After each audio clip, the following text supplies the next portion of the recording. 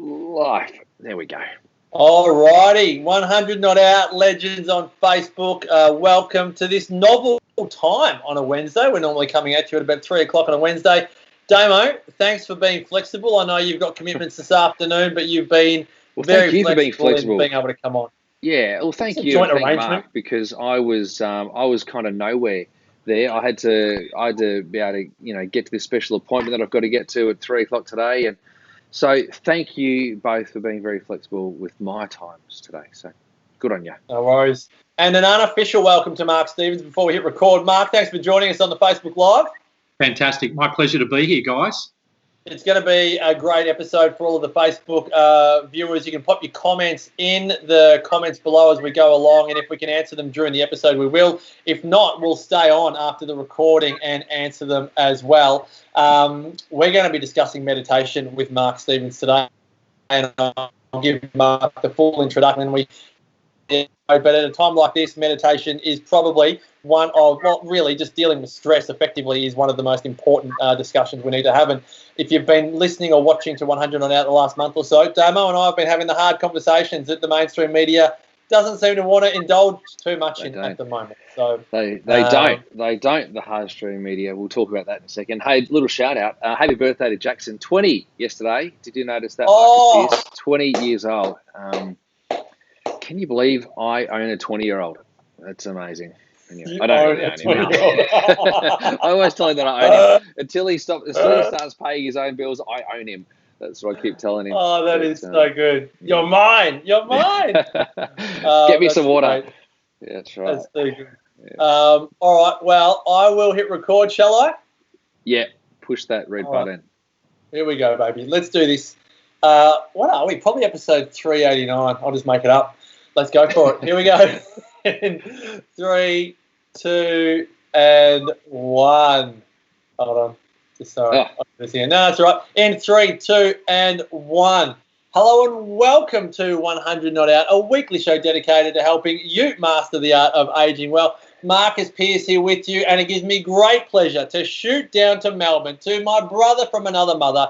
He is my great mate in lockdown at the moment, but I'll tell you what, if anyone is doing this well, it is the great Dr. Damien Christoph, the guru of wellness. Hello, brother. Oh, hello, brother. Sometimes I'm up there and I am flying, and other times I'm down there and I'm sinking.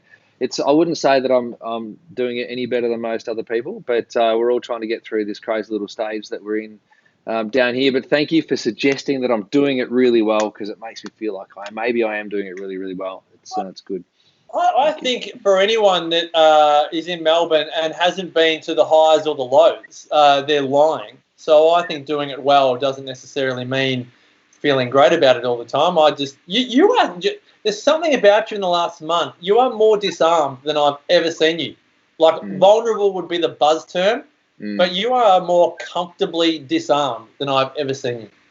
Well, it's interesting you say that, and maybe we'll talk about that today, because from a mental health perspective, when you're being pecked at continuously, you start to just retreat a little bit. And so where I might have been bolder or more bold in the past to kind of speak truth and to maybe push the envelope a little bit in commentary. Obviously, being on radio and doing all those sorts of things, you've got to toe the party line. Otherwise, you don't get radio gigs, right? So if you go on to say things that are a little bit controversial, then all of a sudden in Melbourne in particular, you seem to be a conspiracy theorist or someone who wears a tinfoil hat. Even if you are questioning it. Now, fortunately, we've just had 13 doctors pen a letter to the Premier, which has been fantastic, and they've questioned his approach, which is terrific. But I think, that's where you see hierarchies within the healthcare system probably, come to the foray and do the right thing. But you are right, Piercy. I definitely have felt maybe more vulnerable and definitely more disarmed over the last few weeks in particular, particularly going into this second round, this second lockdown. And I just feel like I've just had to flat bat a bit more. It feels like the wicket's a bit more sticky. There's a few balls just jumping around at my head.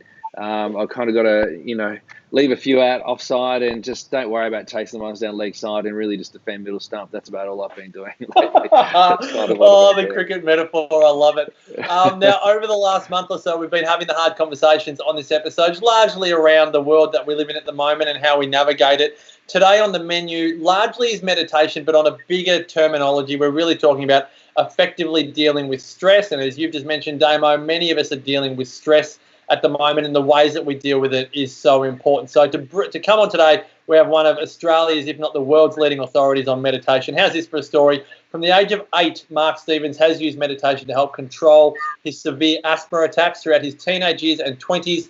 He studied meditation under Chinese teachers, Japanese masters, and Tibetan monks. A jiu-jitsu black belt, a Tai Chi teacher, a best-selling author, and leading hypnotherapist. In 1990, Mark was given a possible 6 months to live with a rapidly growing second-stage lymphoma.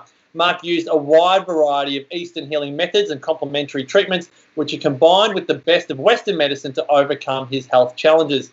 With a clean bill of health 30 years later, Mark Stevens today inspires people to transform their own lives through his seminars, groundbreaking hypnosis, and motivation programs, which can be accessed through his Mind-Free app. He's a regular on mainstream media around Australia and the world. You may have seen him on A Current Affair over 29 times on The Today Show and soon enough in the Wall Street Journal. It is a very warm welcome to 100 Not Out to Mark Stevens. Mark, thanks so much for joining us.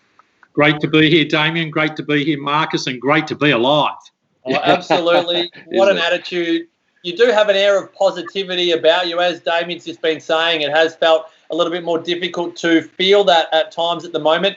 I've just on a personal question straight up, how have you gone personally through these times? And do you feel as human as the rest of us that, as Damien said, you do have highs and you do have lows? Yeah, pretty much. I do have doubts. I do make excuses like all people, and I do have certain fears. I just don't let them consume me and overwhelm me. So, we shut down for 2 months over December and January. We run Little Forest Health Retreat, shut down for 2 months with the bushfires. We opened back up, hit the ground running late February into March. By the second retreat, mid-retreat, we had to, Australia went into lockdown, the first lockdown, and we had to send everyone packing, unfortunately. And we've only just opened up again 2 weeks ago to our first retreat. And sadly, we had a few people from Melbourne booked in a few months ago. They couldn't make it. So like everyone, we've been affected by this, by the whole corona situation and by the changes to the way we live our everyday life, from going shopping to going out to a party to having friends over to hugging people to shaking hands. There's all these things that have changed. And I guess what a lot of people don't realise unconsciously or almost covertly, all these things are affecting our stress levels. So our stress keeps building up. And so many people, I liken stress to, or our life to being a little bit like a pressure cooker. And so what happens is one event happens and then another event happens and then we're not allowed to do this. I can't leave the house. Somebody says this. I see a little bit of, devastating news and it keeps building up and then we become like this. It's like the lid on the pressure cooker of life is just boiling away because we don't have the pressure cooker release valve. And that's how I use self-hypnosis and meditation with both myself and teaching others to have that pressure cooker release valve, to have the whistle go, the steam let off, sit back, take a moment for yourself, de-stress, unwind, relax, and take a break from the frantic mind. Oh my gosh, there's so many great metaphors there and parallels, and I hear what you're saying and I feel what you're saying there, Mark, and I know that people watching this and listening to this will be feeling it as well because they feel that pressure cooker situation. I do a talk, I've been doing this talk for 15 years called the Crack Your Stress Code, and it investigates and navigates how stress impacts your nervous system and then how that plays out in the transcription of DNA and RNA, then DNA, and so on and so forth. And so I often talk about the graduation of stress. So we talk about stress being good, being one of those things that's beneficial. You need to feel stress, and then when you experience stress, then you understand it, harness it, use it for good. When it becomes a little bit out of control, it graduates to a period of either uncertainty or overwhelm. And I think a lot of people have kind of found themselves in that space. And then the next graduation of that might be insomnia, and then moving through from insomnia where there's a lack of restoration or restorative sleep to bring the body back into, I suppose, a calmer state. People would then disintegrate into depression, and that is the ultimate mental health, disease, where people will really struggle to find their way back to stress because they're fearful of stress. So, how do you see that as a progression model? Exactly what you've said. There's all these little stresses happening with the restrictions and all these other things, and not being able to visit family and friends, especially at the moment, Victoria. I mean, we went through it here in New South Wales, and so did the rest of the country. But as soon as it was over, poor old Victoria, you're back in the deep end again. And so all of a sudden, everything, just as things started to feel normal, you were thrown in even further in the deep end.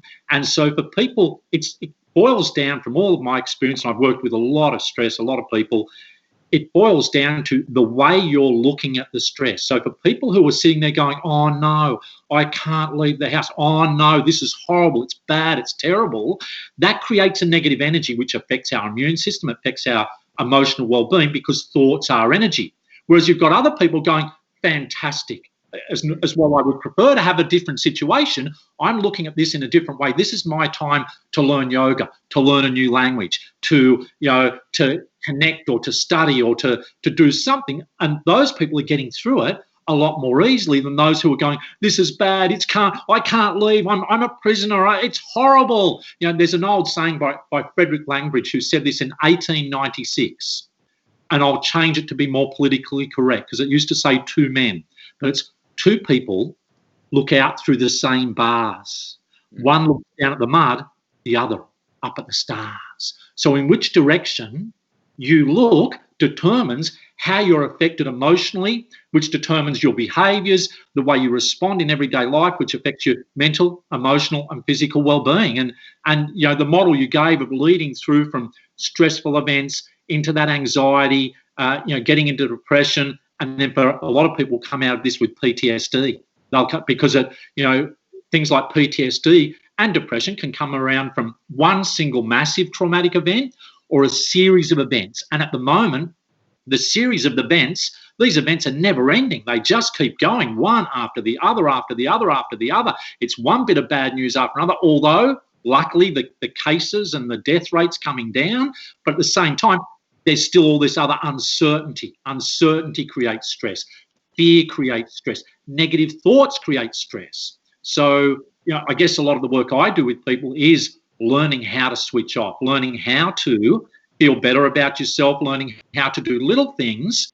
And it's not about the big things. It's not about sitting down and meditating for half an hour. I did a 90-minute morning ritual today, which is my thing. I wake up at 5 to do that before my day starts. Tai Chi, Qigong, meditation, bit of yoga, stretching. That's my morning ritual that sets the tone for the day.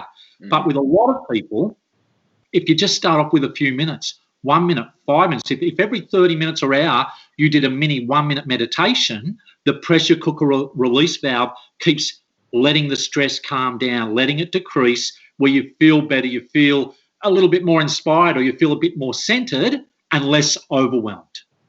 Mark, I love this. I want to go a bit off script with something that you just said, because it's something that I ponder regularly, and I'd love to see what our listeners and viewers on the Facebook Live here have to say. Is you made that wonderful quote about looking at the mud or the stars, and there's a Holocaust survivor who I refer to regularly, Alice Hertz-Sommer, who is the oldest female survivor, lived to 110, but she had a twin sister, and the twin sister died a lot younger than 110. And Alice said, look, my sister was very pessimistic. I've always been far more optimistic. Referring back to your quote, Alice Hertz-Sommer looked at the stars, her sister Mitzi looked at the mud. But a lot of the work these days is that, if you've been looking at the mud your whole life, you are actually quite capable of looking at the stars. And a lot of people argue that, is it nature, nurture, is it my genes, or the rest of it? Now, COVID comes along, and the people that would say it's in their nature to look at the mud are feeling all of the symptoms that you were talking about, even potential PTSD from this experience. But are you saying, for people that are on this call and listening to this podcast, that can be changed? And if you think that you are a mud watcher, you don't have to own that as much as you may think you do? 100%. And I thought 100 not out might have been something to do with cricket, or 100 living life to the full. Now that you've just mentioned the centenarian, there was a study done a few years back, I think it was a Harvard study, where they watched 20 people over an extended period, over decades, and the group, half of the group were very optimistic and thinking positive thoughts and looking at the stars, and half of the group were looking at the mud. The group that were looking at the stars outlived the other group by an average of 7.5 years. So just the upbeat thinking, the more positive. But my whole job as a hypnotherapist, as a meditation teacher, is helping people take their old story. So what you were just talking about is the person who's the pessimist or looking at the mud. It's what's their attention on, what's their focus on, every bit of bad news, everything that's gone wrong, absorbed in that, and they're basically meditating on that, on how bad it is, how horrible it is, how terrible everything is. And I'm not saying it's not horrible and it's not terrible. And, some people have done it a lot harder. But when you can take the time away from that focus of attention, the Tibetan Buddhist monks say our mind is like an ocean, and the wind brings up the swell. It churns it up. So the wind of thought, the wind of negative thought, churns up the ocean of our mind, yet below the surface it's always calm. So by doing a meditation, and it can be, there's so many ways to meditate, we sink down beneath the churned up mind, we sink below that, and we return to that place of calm, which is always within us. And I've seen some of the most depressed, the worst case of depression, the worst case of PTSD, returned soldiers, people who've been through horrific things. I've helped them find, or guided them to find that place of calm, because it's within all of us. It's always there, but our racing mind just needs to be retrained. We retrain the brain to return to calm, to return to a place of happiness, because that happiness is there. Anyone who's been depressed for a long time, there's been times when they've laughed about things. There's been times when they've been distracted from what their attention was on. So if their attention is on the story, it all comes back to this one thing, the story you're telling yourself. That's all I'm working with people on day in, day out, whether it's a group of 100, a group of 10, or one person. How do we change the story? I work with one of Australia's number one tennis player for a long time in this generation. He had the story, I'm getting too old. I've got too many injuries. I can't keep up with the top players anymore. As soon as we change that story to, I can play at my best, I can be my best, I've still got it in me, I am worth it, I deserve to win. All of a sudden, everything changed. He started beating world's top players when he was pretty low in the rankings. And the same with we've got this sport. I don't know if you've heard of it, called NRL. It's it's rugby league. I know you guys have got a different game going on down there. I know this is a national, international thing, but so with the NRL, I worked with the Cronulla Sharks after a 13-game losing streak, and they had a story. The vice captain was telling himself, I'm a ball dropper and a fumbler. And because he ran onto the field saying, I hope I don't lose the game today, he kept dropping the ball. But as soon as we changed that story, and the same thing here now with COVID-19, or someone who overeats, or, a lot of people. I had an email yesterday from a woman who's put on 30 kilos plus since COVID-19 kicked in. That's since March. She's put on 30 kilos, so she wants some help. But it's the story she's telling herself. It's too hard. I can't cope. I'll just have one. One won't hurt. I'll do it later. I'll do some exercise tomorrow, and I'll just distract myself with something else, like binge watching Netflix, or just staying on social media the whole time, or whatever, watching the news over and over and over again, which it suppresses the immune system. It weakens the immune system. Negative thoughts and non-stop watching of the news weaken the immune system. I'm not saying be, oblivious to everything and wear rose-coloured glass and pretend there's not bad things happening, but we have to keep having breaks from that, and that's the beauty of meditation and changing your story. So changing the I can't to I can, I'll do it later to I'll do it now, I'm not good enough to I am good enough, I deserve it, I'm worth it, I matter. And then all of a sudden, those thoughts lift you up and make you feel more positive. And when you lift and you feel emotionally better, you start to do things differently. Yeah, I love all that. There's one thing I've always joked about, Mark. Obviously, yeah. Can you not hear me? I think he's on mute. No. Damo, come back. Oh, dear. While Damo's working his microphone out, I've got a follow-up question, Mark, just to be really clear here. Is the way for the pessimist, because, again, for people that are feeling like this, for you, is meditation the way? Because I suppose my feeling is I love the idea of living meditatively. I'm not one that, I've got 4 kids under 10. Doing a 90-minute ritual is the pre-kids morning ritual for me. If I can go for a walk and listen to the birds sing and see the rustling of the tree leaves and go down to the beach and hear the waves crashing, that's very calming for me. But I don't necessarily pop it in a meditation practice type thing. Where do you sit on that for the...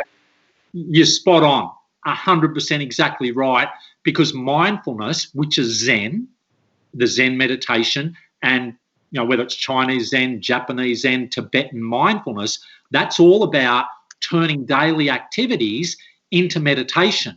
So wax on, wax off. Washing the dishes can become a meditation. Going for a walk, listening to the birds, sitting and just breathing mindfully, eating an apple. You can sit there and eat an apple, and that becomes a meditation, when rather than watching TV while you're sitting there eating, you just take that time to sit back, you feel your arm moving up, you eat the apple, you slowly bite it. So these little 1 or 2 minutes, this is what I'm talking about, turning 1 or 2 minutes. So you've hit the nail on the head, turning 1 or 2 minutes or 3 minutes at a time. If you've ever seen a Japanese tea ceremony, it's beautiful to watch. Just watching it, you go into a deep state of meditation, because they're in this deep state of meditation. Everything from pouring the drink to making the tea, to pouring the tea, to drinking the tea becomes a meditation. So sure, just walking down to the river or to the park, or just opening a window, sitting on the veranda, or sitting in front of a candle for a minute or 2 minutes. You don't have to sit there for 30 minutes or 60 minutes or 90 minutes. It's about making meditation easy, and mindfulness is one way to get into the meditative state, to be more present, because it's really about what is your attention on. So if you take a break from your work for a minute or 2 minutes and just go and get a glass of water and drink that water mindfully in the present moment, your mind will start to wander. You keep bringing it back to the drinking of the water, the swallowing the water, and thinking. I like to use some mantras. So I've got all these little affirmations or mantras like, only goodness enters my body. Only goodness. As you breathe in, only goodness. As you breathe out, enters my body. In, only goodness. Out, enters my body. And so as you're eating an apple, you could just be swallowing it, thinking, only goodness enters my body. And for some people who've tried to meditate and found it hard, it's not that hard, because the mind will race. It's about bringing, there's a Zen saying that says, to control a cow, you give it gracious pastures. So with our mind, which can seem so hectic and so full of thoughts, these 60, 70,000 thoughts a day, to try to stop those thoughts seems impossible. And I can guarantee the best meditators in the world, the Dalai Lama, would say, you can't stop your thoughts. You have breaks from your thoughts, but the mind keeps generating thoughts, and one thought attaches to another thought and attaches to another thought, and it brings with it a whole range of feelings. So all of a sudden, the problem being, one negative thought can lead a downward spiral to a second negative thought, and then a bad feeling, a sad feeling, or some other negative feeling like fear, which then generates its own negative thoughts, which generate more negative feelings, and then all of a sudden it's like, oh, I'm not even going to get out of bed. I knew I'd get up on the wrong side of bed. I knew it was going to be bad. I knew things were going to go wrong. I'm staying in bed. I'm not leaving the house, which we can all do that easily, can't we? I'm staying at home.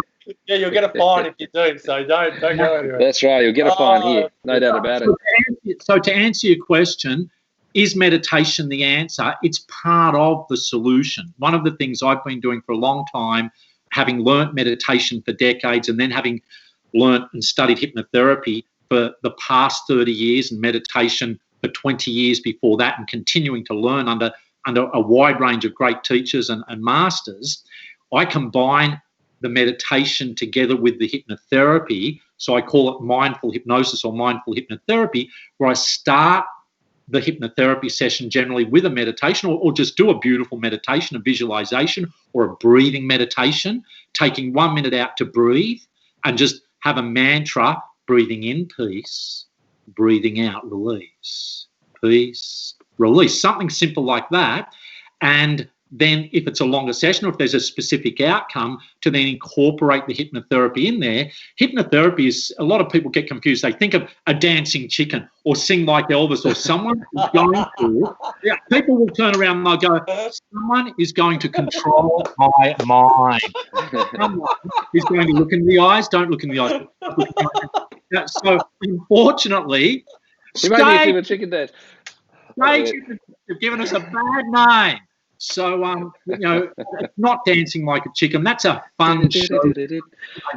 But clinical hypnosis is basically helping a person finding out what their challenge is, what they'd like to overcome, or what they'd like to stop doing as a habit, or what they'd like to achieve as a goal, and then working out, well, what's holding you back, certain thoughts and beliefs, certain emotional baggage in the backpack of life, and then how can we create a goal compelling enough to draw you towards it while clearing away enough of the baggage that you can free yourself from those prison bars of thought of it's too hard, I'll start later, I'm not worth it, I don't deserve it, I'm too tall, too short, too this, too that, I can't stop eating, I'm an alcoholic. I've seen people stop drinking 24 drinks a day and go through no withdrawals. I've seen people...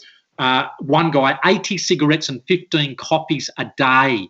And he had the shakes a bit from the coffees, but the cigarette, the cravings are not really. I don't know, a bloke, old Merv, 10 years ago, he'd been smoking since World War II. Merv, 2 packs a day since World War II. 10 years ago, Merv came to a seminar. He stopped smoking. And we did a TV story on him because he was, he'd been smoking since World War II. That's a long time. And anyway, every year I got a call from Merv. Hey, Mark, it's Merv. It's a year since I stopped smoking. It's 2 years. I just wanted to thank you for helping me stop smoking and saving my life. And thank God for giving me life. And every year we'd have a bit of a banter on that. And then about 4 years ago, I never heard from Merv. And 3 years ago, I never heard from Merv. And 2 years ago. And so a few months ago, I went, haven't heard from Merv for a few years. He'd be close to 90 now. The poor old bugger's probably gone. Gee, I used to look forward to those calls every year on the anniversary. And then I get this call. Hi, Mark, it's Merv. Haven't touched a cigarette for 10 years. Just wanted to say thank you. And so I dropped over and had a cup of tea with Merv. And we just caught up. Merv must be pretty old. I have loved this so far, and I think if we kept on going for another hour or so, I'd continue to love it, Mark. One of the things I've always joked about, often when you joke about something or you're a bit sarcastic, there's an element of truth in every little thing. I've always been an optimist. I've had a lot of success in my life, which I'm really happy with and proud of. And Marcus is right. I've definitely become disarmed, and probably now more than ever. I probably feel like maybe meditation might help me, but I've always quipped that meditation stresses me out. Well, the thought of meditation stresses me out.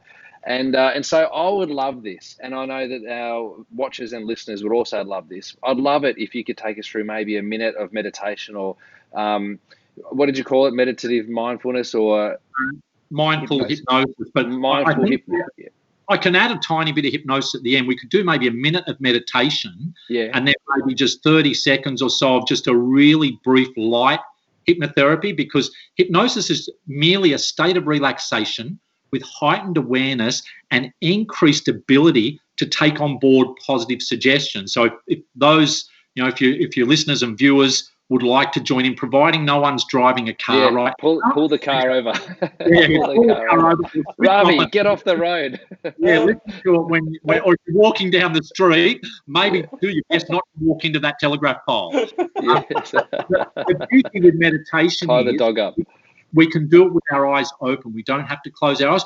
Or you can close your eyes if you'd like to cut out all that visual stimulation.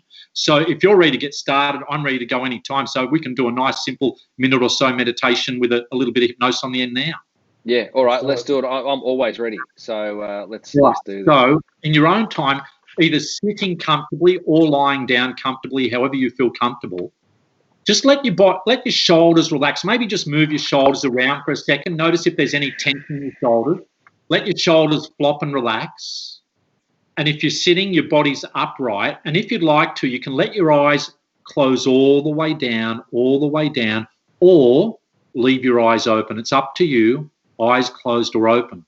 But as you sit there, notice you feel your breathing flowing in and flowing out. feel your breath flow in and flow out. And maybe you can hear the sound of your breath. Maybe you can feel your breath. Or you could simply watch your breath, or imagine you're watching your breath flowing in and out. And with each breath, you can become more and more relaxed. Let all tension drift away, draining away by simply focusing on your breathing. And you might notice sounds around you. There could be the sound of wind, or other sounds outside, traffic or other people. Or let those sounds just come and go. Sounds come, sounds go, just like your breath coming and going, almost like waves rolling up a beach, rolling up the beach and rolling down the beach back into the ocean. Imagine now, in a moment, we're going to include a very simple thought or affirmation. On the in-breath, we'll think the thought peace, and on the out-breath, we'll think the thought release. So when you're ready, take a slow, deep breath in, thinking the thought peace.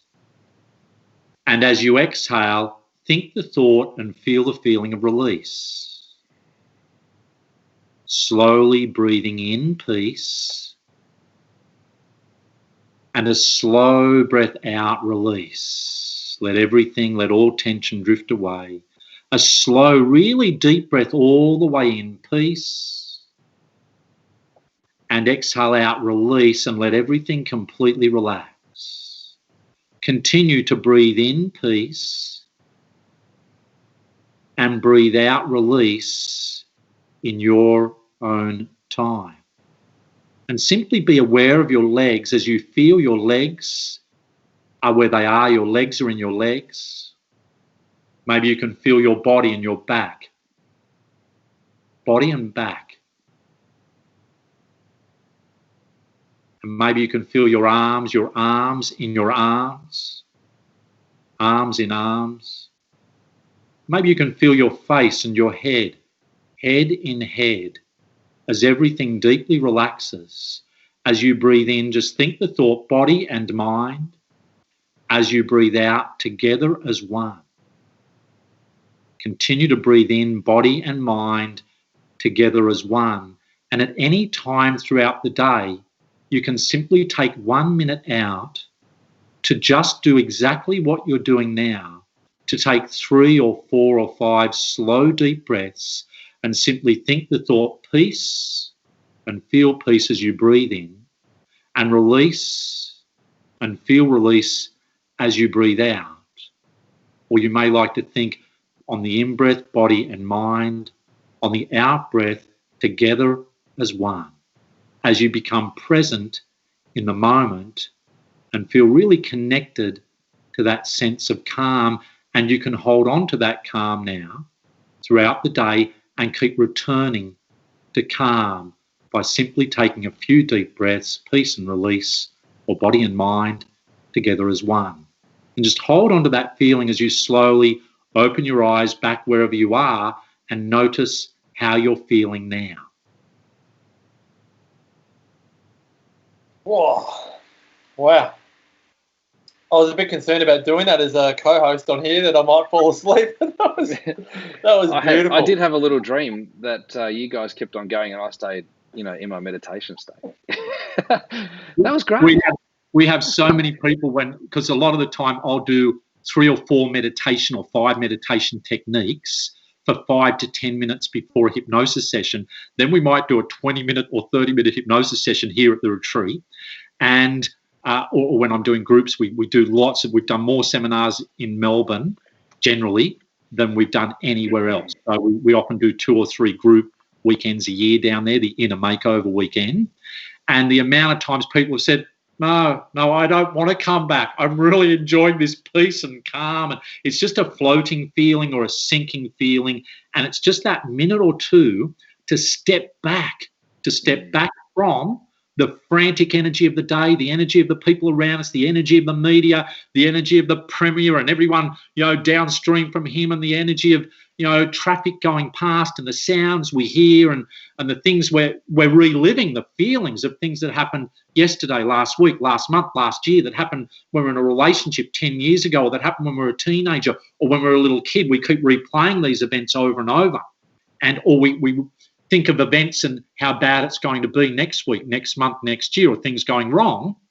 And those thoughts, those images, they distract us from being present in the moment. We forget to live in the now. I had my mother's ex-boyfriend who lived with her for 10 years. He was like a dad, great guy, rang me up last week, and we'd sort of lost contact the last 10, 15 years, and only every now and again he rang up and he said, I just wanted to, touch base with you. I've had my 3rd round of cancer treatments, not looking crash hot. And I said, we're going to have to catch up soon, or we're away for a week. We'll come up as soon as we're back. And he's in Newcastle. And we just chatted. It was great to chat and catch up about all sorts of things. And he said, Mark, something my father always told me that I've always remembered, it's always later than you think. It's later than you think. And one of my philosophies is I ask people, who says you're going to do it later? You're going to learn to meditate later. You'll learn that language later. You'll learn to dance later. You'll go on that diet next Monday, next week, next month, next year. You're going to do it later. About 80 to 90% of people put their hand up and say, I'm always saying I'll do it later. Procrastination is such a big thing. And I always say, well, I've got news for you. It's already later. Later has come and gone. Today is the day. Now's the time. Get into it. Get it started. Get it done. 3, 2, 1. Get it done. Do it now. Do it now. Do it now. And then I go from meditation and being peaceful and calm into come on, you can do it. Get it done. Now, when I helped Big Jordan, who I don't know if you can see that there. Can you see that? Oh, the Subway guy.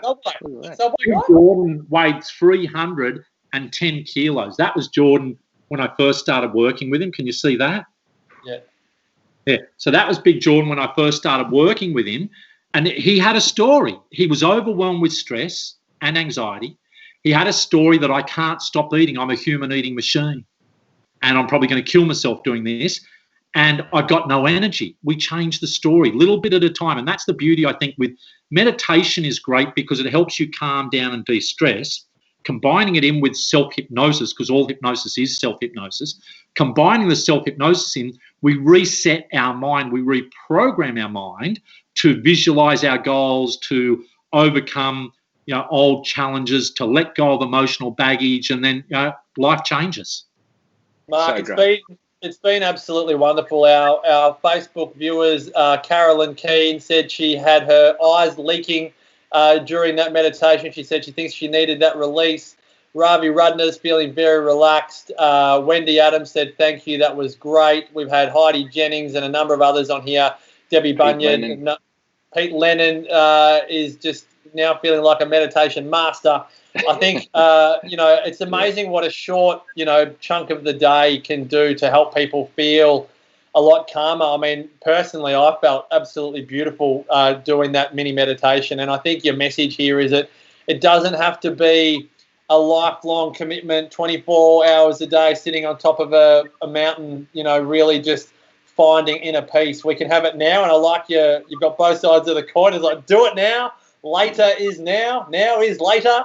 And I think your contribution in such a short space of time to the podcast and our community, we're really grateful for. So thanks so much for joining us on the podcast, Mark. I've enjoyed being here, and and it's baby steps. Take small steps, do little things that make you feel good. Do something simple that lifts you, inspires you. Take a minute out to meditate and just feel good, feel happy, feel positive.